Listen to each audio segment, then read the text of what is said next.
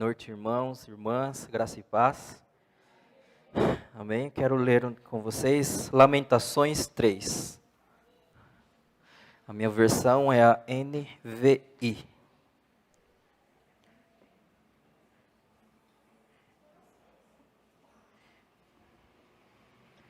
Lamentações 3, do 1 ao 24 eu vou ler bastante.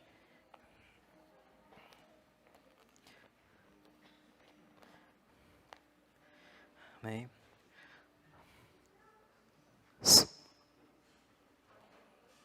Que? Lamentações 3. Do verso 1 ao 24. NVI. Achou? É. Aí. Minha Bíblia. Ok? O texto diz assim: Eu sou aquele que viu a aflição trazida pela vara da sua ira. Ele me impediu e me fez andar na escuridão e não na luz. Sim, ele voltou a sua mão contra mim, vez após vez, o tempo todo. Fez que a minha pele e a minha carne envelhecessem e quebrou os meus ossos. Ele me sitiou e me cercou de amargura e de pesar. Fez-me habitar na escuridão como os que há muito morreram. Cercou-me de muros e não posso escapar. Atou-me a pesadas correntes. Mesmo quando chamo ou grito por socorro, ele rejeita a minha oração. Ele impediu o meu caminho com blocos de pedra e fez tortuosas as minhas sendas. Como um urso à espreita, como um leão escondido, arrancou-me do caminho e despedaçou-me, deixando-me abandonado. Preparou o seu arco e me fez alvo de suas flechas. Atingiu o meu coração com flechas de sua aljava. Tornei-me objeto de riso de todo o meu povo. Nas suas canções eles zombam de mim o tempo todo. Fez-me comer ervas amargas e fartou-me de fel. Quebrou os meus dentes com pedras e pisoteou-me no pó. Tirou-me a paz. Esqueci-me o que é prosperidade. Por isso digo, meu esplendor já se foi, bem como tudo o que eu esperava do Senhor. Lembro-me da minha aflição e do meu delírio, da minha amargura e do meu pesar. Lembro-me bem disso tudo, e a minha alma desfalece dentro de mim. Todavia, lembro-me também do que pode me dar esperança.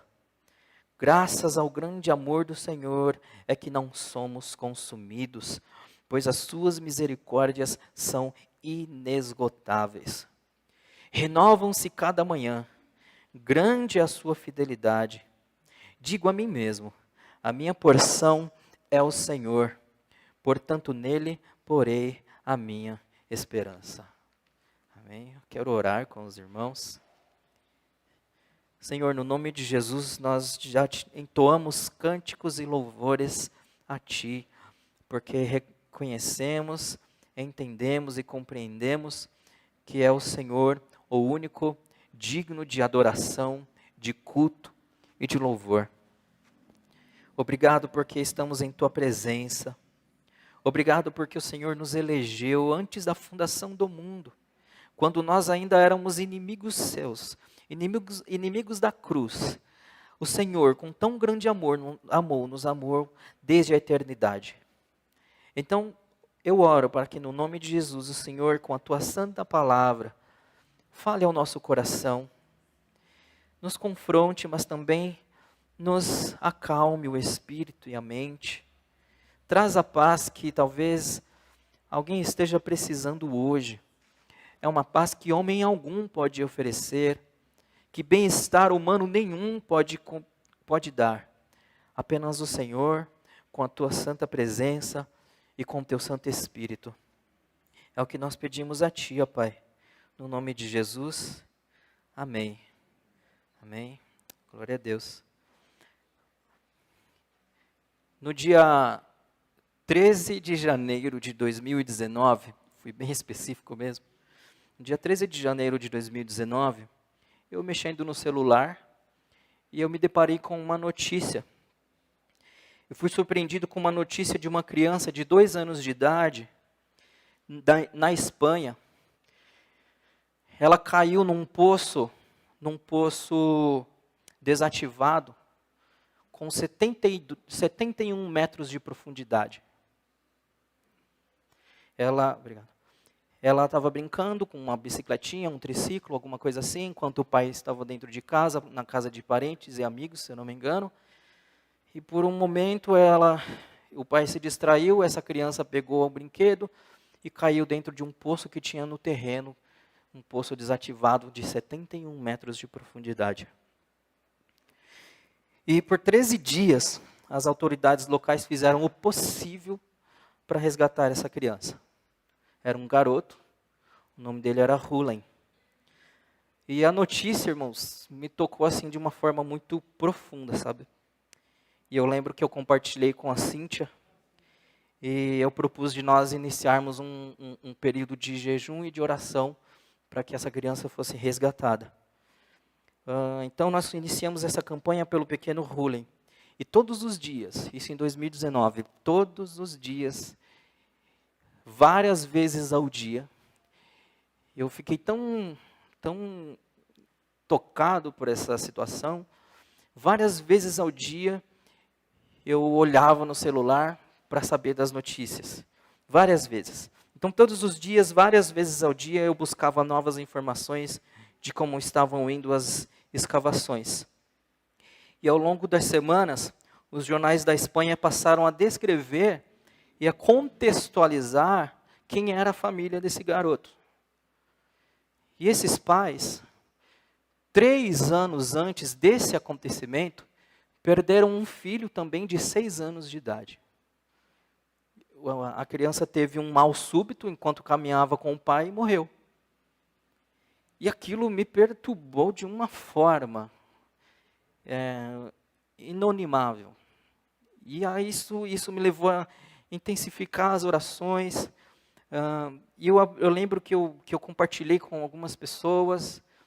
Se eu não estiver enganado, não lembro muito bem, mas se eu não estiver enganado, eu também compartilhei na antiga igreja em que nós éramos membros. Nós inclusive oramos. Nessa época eu cuidava de missões lá. Então, toda essa comoção sobre o caso desse pequeno Rulen, juntamente com a notícia da tragédia anterior, que aconteceu antes dele, me atravessou de uma forma assim profunda. Até que no dia 26 de janeiro, exatamente 13 dias depois desse acontecimento, a equipe de resgate conseguiu encontrar o garoto. Porém, ele já estava morto. Encontrou esse garoto sem vida. Bom, tentar responder a isso, usando qualquer conceito ou posição teológica, a um acontecimento desse, seria no mínimo desrespeitoso, leviano. Não, Deus, isso e aquilo. Porque quando se está no seminário, pelo menos no meu caso, aconteceu muito, e eu já escutei de pastores e professores, que as pessoas precisam de respostas. E quem disse que a gente tem todas as respostas? O cristão, ele tem um mal comum de achar que ele tem todas as respostas, de que ele sempre está certo, e de que pessoas de qualquer outra religião ou segmento não tem nada a acrescentar à vida dele. Quem foi que disse isso? Isso é um equívoco da nossa parte. E diante de uma fatalidade, diante de uma tragédia dessa, a gente precisa admitir que a gente não compreende tudo e que nós não temos todas as respostas. Nós nunca teremos e nós nunca vamos ter. Porque quando acontece conosco, a gente procura respostas também, e nós nos deparamos com a não resposta de Deus. Em muitas ocasiões, nós nos deparamos com o silêncio de Deus. Em muitas ocasiões nós nos deparamos com tragédias, com fatalidades, as situações vão piorando e nós não temos respostas. E nós somos ensinados por uma espécie de teologia, ou até de cristianismo, me perdoe o uso do termo, mas, enfim, um tanto quanto tóxico, no sentido de que você sempre tem que estar bem, você sempre tem que ter respostas, você sempre tem que estar sorrindo, você sempre tem que estar feliz, você sempre tem que ser radiante, você sempre tem que ser a pessoa otimista para a sociedade, no seu local de trabalho, na sua casa. E isso, sem que nós percebamos, vai impondo sobre nós um peso da lei e não da graça. Porque a graça, em muitos momentos, não nos oferece resposta nenhuma.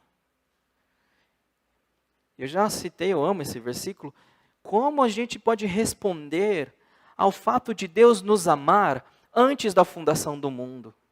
Eu posso até especular, trazer teorias de teólogo tal, de teólogo X, mas no fundo e na realidade não temos respostas.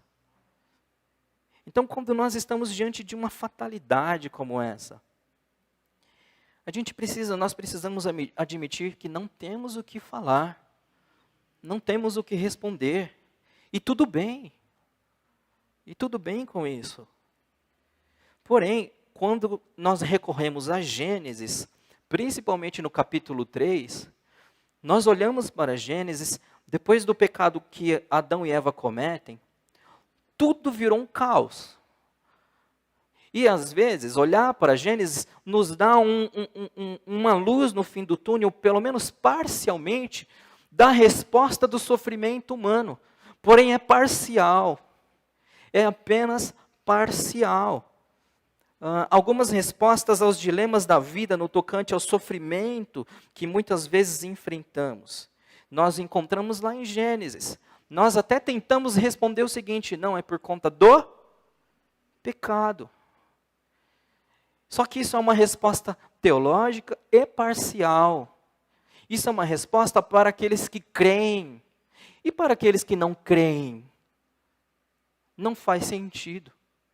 Para mim e para você, pode fazer todo sentido. E pode até, inclusive, acalmar um pouco os seus anseios. Um pouco. Porque, sejamos sinceros, quando Deus não fala, nós temos vontade de subir até lá e fazer como Jó: o Senhor vai ficar calado? Olha a minha angústia, olha a minha aflição. Porém, nós fomos ensinados, eu pelo menos fui ensinado, e isso vem de uma herança até do seminário que eu fiz, de que não, Deus não pode ser perguntado e questionado. Porque Ele é soberano, porque Ele é Senhor, porque Ele tem o controle de tudo nas suas mãos. Amém, eu creio nisso e eu acredito que a igreja que está aqui crê nisso. Mas ainda assim, isso não cessa o nosso sofrimento, os nossos anseios. Eu sempre desconfio de gente sempre positiva. Eu não caio nessa. De gente que está sempre sorrindo, de gente que está sempre bem, de gente, porque isso não é real. O mundo real não é assim. O mundo real é trágico. O mundo real, ele atravessa essas situações que eu acabei de contar para vocês. O mundo real está cheio de calamidade, de morte, de filhas sendo mortas, de pais perdendo filhas e filhos. A vida às vezes nos atravessa de uma forma avessa, em que tudo se confunde. Ao invés do filho enterrar o pai, é o pai que enterra o filho. E é isso que é a vida. E como eu vou estar sempre sorrindo? Como eu vou estar sempre radiante diante de uma realidade tão fatal? Diante de uma realidade tão cruel? Vamos tentar entender isso. Então, Gênesis capítulo 3, ele responde para mim. responde para você e ainda parcialmente as causas do sofrimento. É sim o pecado, mas eu não posso pegar e reduzir tudo a causa do pecado. Porque nem tudo é pecado, nem tudo é sobre pecado. Quando nós olhamos para Jó, o sofrimento de Jó não foi porque ele estava em pecado. O sofrimento de Jó, eu já vi professores respondendo profundamente o sofrimento de Jó, mas é muito fácil eu responder profundamente quando eu não passo por aquilo que eu estou assistindo. Entende? No final, quando nós olhamos para o livro de Jó, nós vemos muitas coisas muitas perguntas sem respostas. E nós vamos precisar conviver com isso. Quando me deparo com situações tais quais eu acabei de descrever, eu procuro responder assim como Jesus respondeu ao receber a notícia da morte de seu amigo Lázaro. João nos relata que ao chegarem em Betânia, Marta e Maria estavam arrasadas. Então, Jesus chorou. João 11:35 diz que Jesus chorou. E muitas vezes eu já vi algumas pessoas tirando sarro de Jeremias, usando um termo pejorativo contra ele, dizendo que Jeremias é o profeta chorão. E novamente, nós nos deparamos com que, eu já falei isso naquela outra vez, mas assim, novamente nós nos deparamos e precisamos tomar cuidado, porque nós começamos a acreditar como a sociedade nos ensina que homem não chora, mas o meu Senhor, que morreu na cruz do Calvário, chorou. É a Ele que eu devo imitar. Eu não me importo se meu pai aprendeu assim e quis me ensinar assim que homem não chora. Eu não estou nem aí para essa cultura. Eu olho para Jesus. E Jesus, o meu Senhor, chorou. Portanto, eu quero chorar diante do sofrimento que às vezes não tem resposta. O problema é que nós tentamos falar. Já foram em velório em que as pessoas chegam e falam, Deus quis assim, né? E às vezes nós achamos que estamos ajudando e nós estamos agravando a situação. Chore. Eu conheço muita gente obesa em suas emoções. Eu conheço muita gente sufocada em suas emoções não expressas, que não vazam. Se Jesus chorou, você pode chorar. Se Jesus chorou, eu posso chorar. E é isso que me importa. Lamentações. Então eu estou falando de um caso em que uma família perdeu de forma trágica o seu segundo filho. Trágica. Avassaladora. Eu fico imaginando a dimensão desse sofrimento. Porém, o texto que nós lemos, principalmente de Lamentações 3, por sua vez, é o resultado da idolatria do povo, da desobediência comunitária. Deus separou Israel para ser o seu povo. Deus deu a eles a sua lei. Deus deu a eles a sua palavra. E Deus disse, andem por este caminho, porque no dia que vocês deixarem de andar por esse caminho, vocês vão perecer. E por milhares de anos, o povo nunca havia de fato se convertido. Então, quando nós olhamos para o livro de Jeremias, não o de Lamentações, mas o que vem antes de Lamentações, Você vê Jeremias sendo separado por Deus ainda quando era muito jovem. E Jeremias, em nenhum momento, não houve um único momento no livro de Jeremias em que ele teve a sua mensagem bem recebida. Ele foi humilhado, ele foi quase morto, ele foi colocado num poço cheio de lama, quase morreu afogado, ele foi espancado, ele foi tratado da pior maneira possível, enquanto ele pregava dizendo, olha, Deus vai enviar o juízo sobre vocês. E o povo não obedeceu, o povo não ouviu ao Senhor. O profeta Jeremias é reconhecido como sendo o seu autor, o autor de Lamentações. E o contexto remonta ao ano 586 a.C., quando Jerusalém e o templo foram completamente destruídos por Nabucodonosor. Este texto que nós lemos, Lamentações, tem 5 capítulos. E principalmente nesse capítulo 3, nós vemos um lamento do profeta, representando o lamento do próprio povo, da nação de Israel, porque eles estão diante da catástrofe, eles estão diante da ira de Deus, eles estão diante do juízo de Deus. Nabucodonosor invadiu Jerusalém, destruiu o templo, destruiu as muralhas, destruiu a cidade, matou mulheres, crianças e animais, matou tudo, destruiu tudo. Então, nós estamos diante desse contexto. Os 5 capítulos do livro são poemas.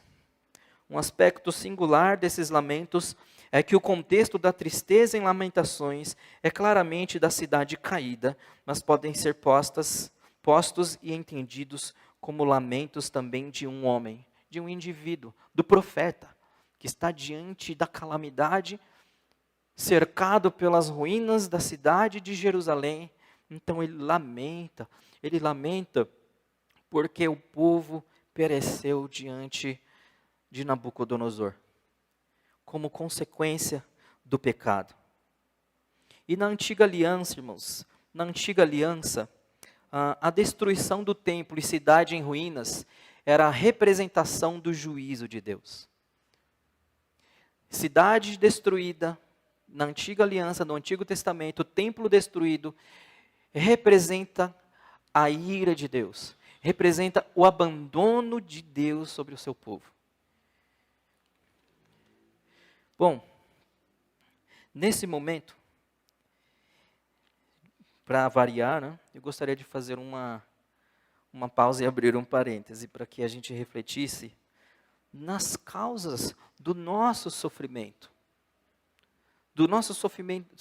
pessoal. E se há algum tipo de sofrimento comunitário, para que a gente refletisse também. Seja um sofrimento particular, eu comigo mesmo, ou a igreja como um todo. Nós aprendemos há pouco que há uma espécie de sofrimento contingencial. O que é um sofrimento contingencial? Sofrimento das circunstâncias da vida. O pai está lá, conversando com amigos, se divertindo, de repente perde um filho. De 2 anos de idade. Morreu de uma maneira trágica. E a notícia, eu lembro que ele disse que viu o garoto indo em direção, ele saiu correndo atrás do garoto, ele tentou pegar o menino ainda e passou, parece que a mão dele ainda alcançou o cabelo do menino, enfim, ele caiu e ele disse que ficava escutando o menino chorando, gritando, mas no final constataram que ele tinha morrido no primeiro dia. Porque quando ele caiu uma pedra em cima dele. E ele acabou morrendo. Então, há uma espécie de sofrimento contingencial, circunstancial, que nos atravessa, assim como o caso que descrevi sobre sobre essa família da Espanha. E há sofrimentos que nos alcançam como consequentes de imoralidade, de pecado. Temos o sofrimento circunstancial, por isso que nós não podemos atribuir tudo a pecado. Nem tudo é pecado. Ah, mas assim, Deus não tem o controle de tudo? Tem o controle de tudo, Ele é Senhor e soberano. O grande problema é quando nós tentamos responder o porquê disso.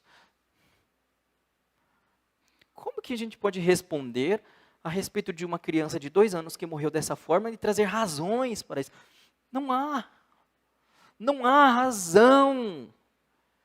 Não, mas no final Deus vai ser glorificado? Não sei, eu acho que não. Nesse momento, não. O que importa nesse momento é a dor dessa família. É o sofrimento que eles estão passando. E não as respostas que eu tento dar. Tentar entender, eu tento me colocar assim numa posição para defender a Deus. Não, Deus não precisa disso. Deus responderá por si próprio. O que nos cabe é acolher aquele que sofre. E parar. Pedro, acredito que foi Pedro, tem um momento que Jesus está no templo, tem um homem cego de nascença e chegam para Jesus e falam assim: quem pecou? Ele ou os pais dele? Então nós tentamos encontrar justificativas e às vezes, irmãos, não há justificativas para o sofrimento. O sofrimento está aí. Este mundo é mau. Este mundo é mau. Então há um tipo de sofrimento que tem relação com as circunstâncias. E eu, particularmente, não tenho resposta para nenhum, quase nenhum, pelo menos. E há um segundo tipo de sofrimento, que é o sofrimento que nós encontramos aqui no livro de Lamentações, que é proveniente do pecado do povo de Deus. Mas há também um terceiro tipo de sofrimento que nos alcança, que é o sofrimento ocasionado e vindo diretamente do próprio diabo. Eu acredito que temos sim pelo menos três causas de sofrimentos que atravessam a nossa vida de uma forma terrível. O primeiro deles, como eu disse, é circunstancial, ele é contingencial, circunstancial. O segundo é o pecado. O pecado leva o homem ao sofrimento. Olha o retrato que está descrito no livro de Lamentações.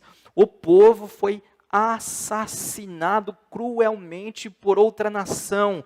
O povo foi levado escravo, cativo para a outra nação por conta do pecado. Mulheres grávidas foram mortas, crianças foram atravessadas por espadas, a cidade foi queimada, o templo foi destruído e a arca foi levada. Isso tudo como consequência do pecado. O pecado devasta, destrói a vida de qualquer ser humano. Esse é o segundo tipo de pecado. E o terceiro tipo de pecado que eu percebo que alcança a vida das pessoas é o pecado que provém do próprio inferno.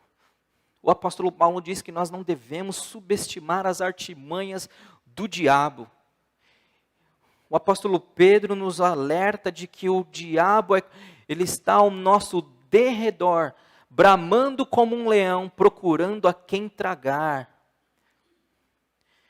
Então, assim, pelo menos esses três tipos, essas três causas que nos levam ao sofrimento. Essas três causas.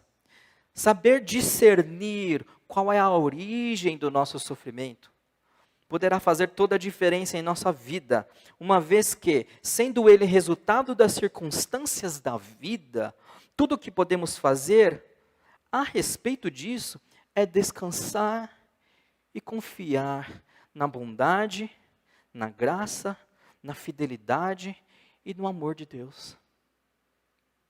Saber identificar a causa do seu sofrimento é crucial. Você precisa saber se está sofrendo por questões outras, circunstanciais. Se a vida tem te afligido de alguma forma, se você tem sofrido por alguma questão que não seja o pecado, que não seja algo proveniente do inferno que tem se levantado contra você, mas é contingencial, é circunstancial. Tudo que eu posso fazer, tudo que você pode fazer, é descansar, é confiar, é crer na bondade, no amor e na fidelidade do Senhor. Esse é o primeiro passo. Eu preciso identificar as causas, saber identificar as causas do meu sofrimento. E não é fácil descansar, não é fácil confiar, não é fácil quando você está em meio ao sofrimento, quando nós estamos no olho do furacão, não é fácil descansar. Outra crítica que eu faço é essa. Tem os super crentes, tem os super homens, que dizem que a gente precisa descansar e que tudo ficará bem. Eu sei que tudo vai ficar bem. Eu acredito que você também sabe, porque todas as coisas cooperam para o bem daqueles que amam a Deus. A questão é quando eu estou sofrendo. É fácil. É fácil passar pelo sofrimento sem se angustiar. É fácil passar pelo sofrimento sem levantar um lamento diante de Deus, um questionamento diante de Deus, do porquê eu estou sofrendo, do porquê você está sofrendo. É fácil? Não é. Por isso que, de novo, eu digo, eu sempre desconfio dos supercrentes. Eu sempre desconfio do irmão Montes. Sabe quem são os irmãos Montes? Alguém arrisca? Ele vive no monte e não vive a realidade da vida. Sempre tem respostas para tudo. E Deus vai bradar, varão. Deus vai mover céus e terra. Deus vai abrir o mar. E na maioria das vezes eu não vi isso acontecer. E eu precisei aceitar a vida e a realidade como ela se apresenta diante de mim. Saber reconhecer qual é a causa do meu sofrimento é importante. Agora, se o meu sofrimento for resultado de uma vida em pecado, em desarmonia com a vontade de Deus, o que você, o que nós devemos fazer, portanto, é nos arrependermos. Tem uma pessoa que eu conheço, ela frequentemente me pede oração. Frequente, muito frequente, muito frequente. Porém, quando você olha o que está em volta de todo o sofrimento dessa pessoa, é o pecado. E ela sabe disso. Ela sabe disso. E certa vez ela me pediu para orar. Eu falei, eu não vou orar, cara. Porque você está pedindo, olha só como vai soar diante de Deus esse pedido de oração. Deus abençoa a fulana, porque ela não está bem. Acalma esse coração que não está em paz, para que ela possa viver o seu pecado tranquilamente. A pessoa não está decidida a mudar. Ela só está procurando um alívio momentâneo. Ela só está procurando um livramento de seu sofrimento momentâneo, porque ela não suporta mais aquela angústia, então ela recorre ao Senhor, de alguma forma. Isso é muito comum no meio da igreja. Da pessoa, a vida está assim, de ponta cabeça. Aí ela recebe uma iluminação divina. Eu não sei nem se é divina, mas ela já sei. E que nem o filho pródigo, já sei. Há tantos trabalhadores na casa do meu pai, eu vou lá, né? Ele vai me dar de comer.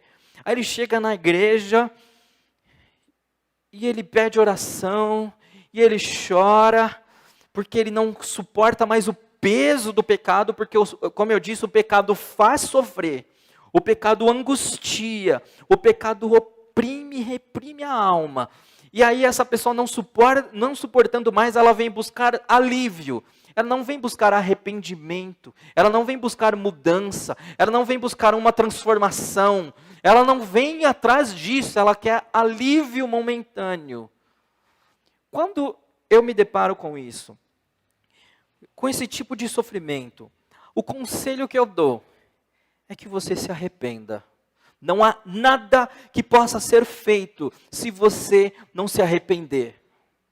Não há oração de profeta, não há oração do manto nenhum que poderá acalmar o seu coração angustiado, se você está sofrendo porque tem vivido em pecado.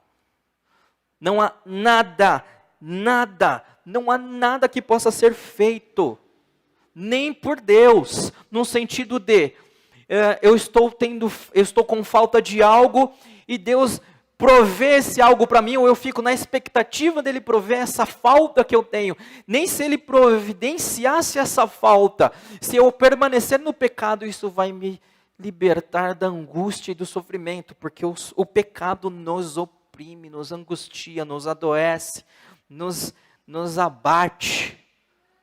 Se eu não estiver equivocado, o Salmo 36, Davi fala sobre isso. Quando eu me calei, o pecado me consumiu. Então, se a causa do seu sofrimento é o pecado, não tem o que fazer por você. Arrependa-se. Arrependa-se e volte para o Senhor. Arrependa-se e recorra novamente a Deus com um coração quebrantado, sincero e arrependido. Se o nosso sofrimento for o resultado de uma vida em pecado, em desarmonia com a vontade de Deus, o que devemos fazer, portanto, é nos arrependermos e buscar no Senhor a mudança e a transformação necessárias. Apenas quando nos arrependemos de nossos pecados, é que Deus pode agir em nosso favor. Somente quando eu me arrependo é que Deus pode agir.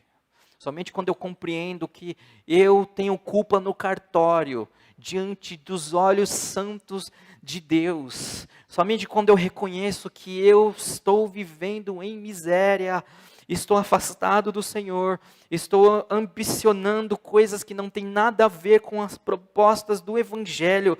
Somente quando eu reconheço que a minha vida está em miséria por conta do pecado é que Deus pode agir. Se você fizer a vontade de Deus, o sofrimento perderá toda a sua força. A partir do momento que eu decido agir em concordância com a vontade de Deus, o pecado perde também a sua força. Caso as consequências do meu, do seu e do nosso sofrimento sejam uma investida de Satanás, tenha calma. Pois, segundo Martinho Lutero, o reformador, Satanás é um cão na coleira de Deus. Ele só vai onde Deus quer que ele vá. Isso acaba com qualquer tipo de teologia da libertação. Essa teologia da libertação que diz que tem diabo até dentro do copo d'água, nas panelas, nas paredes, nos quadros, no vidro de perfume, no esmalte das unhas. Isso acaba com esse argumento pobre, enganoso e mentiroso. Satanás é um cão na coleira de Deus. Ele só vai até onde Deus permite ele ir. Tanto que ele pediu permissão para Deus fazer o que fez com Jó. E Deus falou, faz isso, mas não faz isso. Faz aquilo, mas não faz aquilo outro. Satanás é nada perto do Senhor. Ele não tem força nenhuma. Ele é um derrotado. Ele já perdeu. Contudo, independente das causas do sofrimento, seja o sofrimento contingencial, circunstancial, seja o sofrimento por conta do pecado, ou seja um sofrimento que provém do inferno, sofrimento é sofrimento. Sofrimento é sofrimento. Diante disso, o profeta Jeremias nos fala de suas observações no tocante ao que tanto ele como a nação estão sentindo, no tocante à sensação de abandono de Deus. Olha o que ele diz, portanto, vamos lá no texto agora, versículo 1. Então nós já entendemos o seguinte, eu interpreto pelo menos 3 causas que nos levam ao sofrimento. A primeira dela é contingencial, circunstancial. Este mundo jaz do maligno. E nós vamos sofrer, porque nós não somos deste mundo. Nós não somos feitos para este mundo. Nós não fomos feitos para amar as coisas deste mundo. E viver neste mundo que não tem nada a ver com aqueles que Deus elegeu, com os eleitos e amados de Deus, vai trazer sofrimento. Então nós já entendemos isso, nós já entendemos que o pecado leva ao sofrimento. E nós também já entendemos que o diabo e seus demônios e suas legiões de demônios levam as pessoas a sofrer, ou as oprimem e tudo mais. Entendido isso, olha como Jeremias, ou como a nação, enxerga o sofrimento. O versículo 1 diz: eu sou o homem que viu a aflição trazida pela vara da sua ira. Eu fico imaginando aqui um pai com uma vara de amendoeira, vara de goiabeira. Me desrespeitou? Então toma. Eu falei. Aí fala tudo silabicamente. Eu falei para não me desobedecer. Vara de goiabeira, sabe? Aquele negócio que não quebra, ou coisa ruim. Geralmente tem tantas goiabeiras por aí, né? Lembro de uma vez que minha mãe, vem cá, não, você vai me bater. Não, não vou não. Não vai não, você jura? Juro.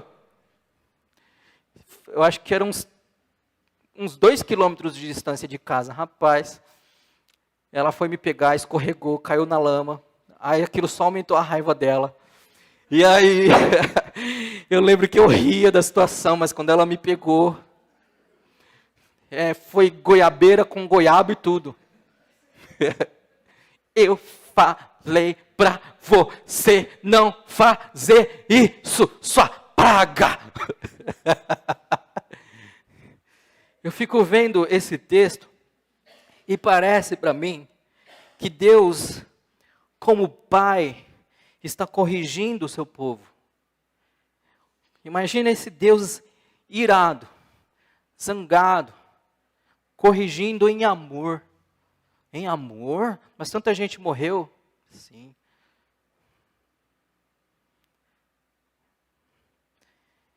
Está corrigindo em amor.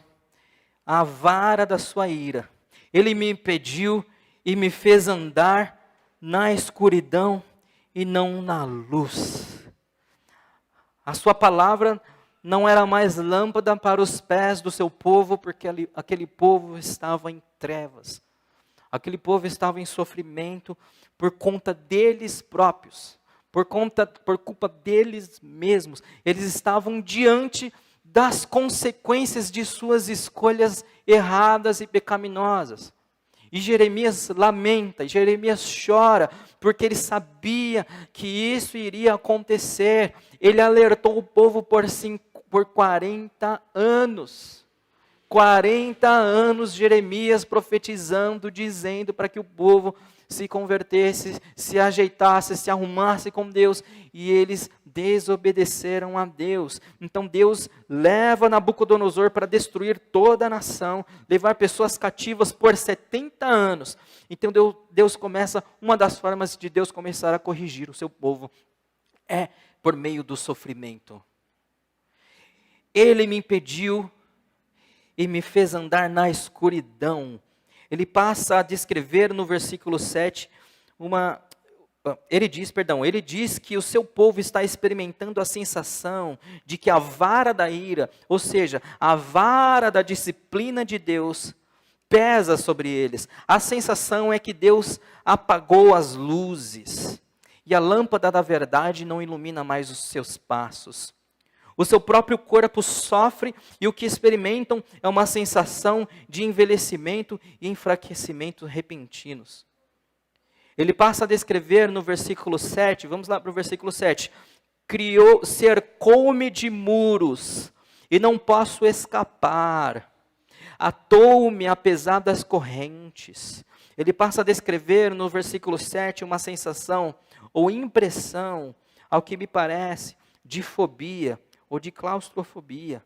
E enxerga ao Senhor como uma fera, prestes a dominá-lo e a abatê-lo. Imagina, Deus está irado, e aí o profeta e a nação olham para Deus, não mais como um pai amoroso, não mais como um Deus gracioso, mas como um leão, como um urso faminto, prestes a atacá-los, prestes a devorá-lo. Tanto que no verso 8 ele diz assim, não posso escapar, verso 7, atou-me apesar das correntes, verso 8, mesmo quando chama ou grito por socorro, ele rejeita minha oração, porque de fato Deus não responde à oração daquele que se deleita numa vida de pecados. Deus abomina esse tipo de oração. Ele passa a descrever no versículo 7 uma sensação ou impressão de fobia ou de claustrofobia. Então, ele está ali diante dessa situação. As suas orações não são mais respondidas, uma vez que sem arrependimento não há intervenção de Deus. Sente como se o seu coração tivesse sido atravessado pelas flechas de um guerreiro, e tudo o que pode esperar é a morte. Olha a sensação desse povo, desse profeta, diante do pecado do povo. Olha o que o pecado vai gerando na mente, no coração e na alma. O que vai imprimindo neles a angústia. E isso é, por um lado, é maravilhoso, porque eu já disse aquela última vez, se você não sofre, não se entristece quando peca, ou quando está de alguma forma em pecado, significa que você não tem mais jeito. Agora, se você se angustia, se você se abate e busca arrependimento no Senhor, há saída para você. Há uma solução para você. A descrição do profeta é o seu relato pessoal, mas também como participante de um povo que outrora Deus amou. A lição que podemos aprender é que o pecado nos dilacera, nos desumaniza, perturba a nossa alma e rouba a nossa paz. Então esse é o retrato consequente de uma nação que vivia em pecados. Deus sendo santo, Deus sendo justo, precisava punir o pecado deste povo. Precisava punir esta nação. E justamente após milhares de anos, confrontando o pecado do povo, e o povo dando as costas e tapando os ouvidos para ele, ele intervém utilizando-se de Nabucodonosor. Então é esse o retrato. Lamentações nos mostra isso. Não é um sofrimento proveniente de circunstâncias, proveniente aí das contingências. É um sofrimento ocasionado pela desobediência à vontade de Deus. Então, contudo, mesmo diante de um cenário arrasador, Jeremias se exercita para não render o coração e a mente ao completo delírio e assombro. E aí Jeremias está arrasado. Ele está desesperado. E talvez o texto que a gente mais conheça é o que ele diz aqui, olha só, verso 19 em diante. E diante disso tudo, deste quadro que eu apresentei para vocês, olha o que Jeremias diz. Lembro-me da minha aflição e do meu delírio, da minha amargura e do meu pesar. Lembro-me bem disso tudo, e a minha alma desfalece dentro de mim. Então, olha só, a cidade está arrasada, pessoas mortas pelo chão. Quando eu lembro disso, isso me angustia, isso me perturba a minha alma desfalece dentro de mim. Aí ele nos traz a solução. Eu acredito, a leitura que eu faço é que a resposta para que nós atravessemos o sofrimento é esse daqui, é essa daqui, verso 21. Todavia, lembro-me também do que pode me dar esperança. Paulo, no capítulo 1, versículo 27 de Colossenses, diz que Jesus Cristo é a nossa esperança. Não sei como anda a sua vida, o que te aflige, mas o que eu posso te dizer é que a nossa esperança está em Jesus Cristo. É Jesus Cristo a esperança da glória eterna. Se você está sofrendo por conta de alguma circunstância, olhe para Jesus. Se você está sofrendo por conta do pecado, porque de novo o pecado traz sofrimento, olhe para Jesus e busque arrependimento. Se você está sofrendo porque o inferno de alguma forma tem se levantado de alguma maneira, olhe para Jesus, porque Jesus já o venceu na cruz. Não há absolutamente nada que Jesus não possa fazer. Não há absolutamente nada que em Jesus Deus já não fez. Todavia, então ele muda. Ele para de olhar para essa situação horrível, para esse cenário de guerra, de devastação. Ele fala, opa, espera lá, calma aí, não acabou. Há esperança. Tem até um louvor como que é, dos baladões lá? O nome do grupo, diante do trono. Há esperança para o ferido, como árvore cortada em meio à dor. Ainda que como que é? Eu nem lembro a letra. Há esperança. Há esperança para aqueles que recorrem ao Senhor. Eu falei no versículo 1 que Deus está irado, então Ele vem como um pai corrigindo, e louvado seja o Senhor, porque Ele nos corrige. E louvado seja o Senhor, porque Ele não nos rejeita. E louvado seja o Senhor, porque Ele não nos dá aquilo que nós merecemos, que é a sua ira. Porque a sua ira já foi derramada no Filho. Porque a ira de Deus foi derramada em Jesus Cristo. Então há esperança. Se você está vivendo uma vida de pecado, arrependa-se, porque Jesus te livra de todo pecado. Se você está vivendo uma vida de sofrimento e de angústia por conta de qualquer circunstância que seja, falta de dinheiro, falta disso, falta daquilo, não perca a sua paz, porque em Jesus nós temos a solução. É em Jesus, Ele é a nossa paz. Ele é a nossa paz. Olha o verso 22. Graças ao grande amor do Senhor, é que não somos consumidos, pois as suas misericórdias são inesgotáveis. Se você não tem força diante do pecado que te sufoca, olhe para o Senhor, a sua esperança deve estar no Senhor.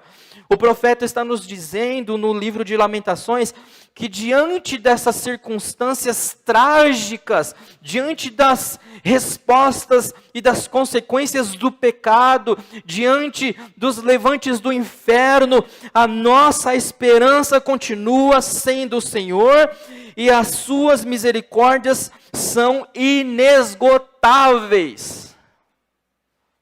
Renovam-se, verso 23, cada manhã. grande é a sua fidelidade. O que ele está dizendo é o seguinte: Deus fez tudo isso. Vocês estão agora tendo que arcar com as consequências. Mas calma. A resposta final não vai ser essa. A resposta final de Deus é de graça e é de misericórdia. O filme não acaba com a desgraça. O filme não acaba aí, a história não acaba aí, não acaba aí. Todavia eu me lembro também do que me dá esperança. E o que dá esperança ao profeta é ele lembrar de quem Deus é. Não ficar olhando para o que está acontecendo mais. Não olhar para aquilo que ele assiste como calamidade e cenário de guerra. É olhar agora para o Senhor. É virar os olhos, voltar os olhos para o Senhor. Tire os olhos das circunstâncias. Tire os olhos do pecado. E olhe para o Senhor. Volte-se para o Senhor. Olhe para o Senhor, porque nele há graça, esperança e misericórdia. Renovam-se cada manhã, grande é a sua fidelidade. Digo a mim mesmo, a minha porção é o Senhor. Esse Senhor aqui, se vocês derem uma olhada, está com letra maiúscula. Não é? Tudo maiúsculo? Deixa eu ver. Tudo maiúsculo, Senhor. Por que ele decidiu colocar todos os profetas, todos, sem exceção, usam o nome de Senhor com letra maiúscula assim. Caixa alta em todas as letras. Porque esse nome aqui é o nome de Yahvé. O Deus que se apresenta a Moisés, no capítulo 3 de Êxodo. O grande eu sou, o Deus da aliança. Jeremias está dizendo assim, olha, eu digo a mim mesmo, a minha porção é o Senhor. Espera aí, eu sirvo a um Deus de aliança. Ele é fiel à sua própria palavra. Ele nos corrige, sim. Ele nos dá palmadas, sim. Mas na mesma proporção, Ele é um Deus de aliança. E eu posso descansar no seu amor, porque Ele é fiel à palavra dEle. E aquele que se achega a Ele, de maneira nenhuma será lançado fora. Portanto, nele porei a minha esperança. A nossa esperança é, e deve ser, e deve estar no Senhor. Jeremias compreende que o juízo não pode ser a última palavra de Deus. A resposta final de Deus aos seus servos eleitos, a você, a mim, a nós, ao teu povo aqui presente, como nós cantamos. É o teu povo aqui presente. Em uma só voz nós estamos aqui. É a esse povo que Deus olha. A resposta final de Deus aos seus servos sempre será compaixão, misericórdia e graça. O que me garante isso? Jesus me garante isso. Olhem para o quanto o Filho de Deus sofreu. Olhe para esta cruz ensanguentada, e lá estava eu, lá estava você, lá estavam os nossos pecados, lá estavam as nossas crises, os nossos sofrimentos circunstanciais, as investidas do inferno, lá estava tudo, passado, presente e futuro, e em Jesus nós olhamos e enxergamos misericórdia, graça e perdão de Deus. É em Jesus. Olhem para Jesus. Então eu preciso compreender o seguinte, como aplicação. Qual é a origem do meu sofrimento? Eu preciso identificar. Nós precisamos identificar a causa, a gênese do nosso sofrimento. Independente, vou repetir, independente das causas. Citei 3 aqui. Deus está sempre disposto a socorrê-lo e a intervir em sua causa. Lembro uma vez que uma pessoa, num antigo emprego que eu trabalhei, ela ficou muito brava comigo, esse rapaz ficou muito bravo comigo. Ele ficou indignado, de verdade, eu nunca vi, dizendo, Deus não pode amar um assassino. Deus não pode amar a pessoa que faz o que... Enfim, ele foi nomeando, ele foi trazendo adjetivos de pessoas que Deus não pode amar. Ele me amou. Como ele não pode amar você? Quando eu olho para o pecado do outro, ele nem se compara com o meu pecado. Essa é a graça que Jesus quer nos fazer viver. O pecado do outro deve sempre ser enxergado como pequeno diante do meu próprio pecado. Portanto, independente das causas, Deus está sempre disposto a socorrê-lo. Segunda aplicação é que Jesus é a nossa esperança. Como eu já disse, Colossenses 1, 27. Aprendam a atravessar a dor piedosamente. O que é atravessar a dor piedosamente? Compreendendo, sim, agora sim, a gente pode olhar para o todo e compreender que em todas as circunstâncias o Senhor está. Aprenda a atravessar a dor olhando para Cristo, o verdadeiro servo sofredor. É Ele que sofreu de fato.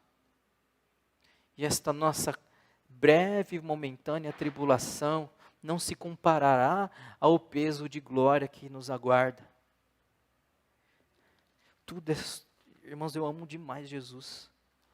Eu gostaria de ter um vocabulário melhor para descrever o meu amor por Ele, porque eu sei de onde eu fui tirado. Então eu preciso olhar sempre para mim e compreender que independente da pessoa estar em pecado, seja eu sofrendo por conta do pecado, o meu pecado, eu preciso olhá-lo como sempre pior. Porque se eu não olho como o meu pecado sempre pior do que o outro, eu não terei misericórdia. Eu não terei compaixão. Eu não serei compreensivo. Entende? Faz sentido? Se eu não olhar para o pecado do outro como pequeno diante do meu, eu não terei compaixão. Então fica para nós essa lição. Espero que tenha feito sentido para vocês. Vamos orar?